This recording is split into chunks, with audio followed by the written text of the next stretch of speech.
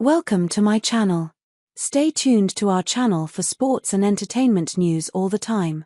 Please subscribe the channel. LeBron James and Stephen A. Smith are shouting over their insecurities. LeBron James is a baller. Stephen A. Smith is a baller. And neither of them can help themselves. They are large public figures with the wealth of pharaohs, and yet LeBron James and Stephen A. Smith display the egos of eggshells. Their yah-yahing has gone on for a month now, first Stephen A. with his armchair braying and now Le Chosen One on a show with an even louder rasp, Pat McAfee's, trading what we are to understand as manly barbs in an argument over honor. But the true, if cynical sour, amusement lies in watching their duel of fragility. You can crack either one of them with one hand for an armlet. These guys are meeting the American moment. People have talked up Smith, mostly it's been coming from him, as a legitimate future politician or even presidential candidate, while James is one of our weightiest athlete influencers and they're needier than middle schoolers.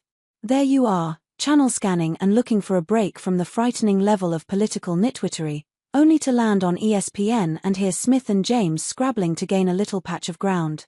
Yet in a way it's a relief, because their friction is so unserious that it's like listening to satin rub against mink.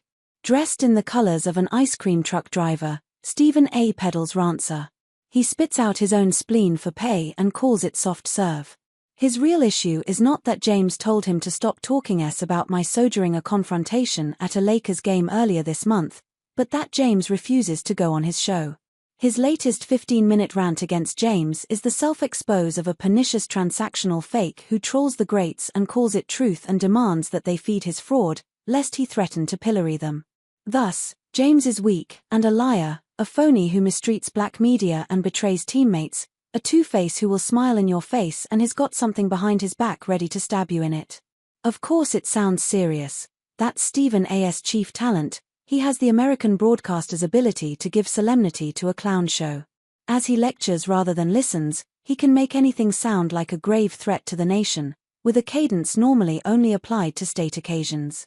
The long pauses, the sesquipedalian speech and portentous delivery, the pronunciamentos that something is flabbergastingly blasphemous. By the time he was done describing how James confronted him so unexpectedly, it was akin to the murder of a king in a cathedral.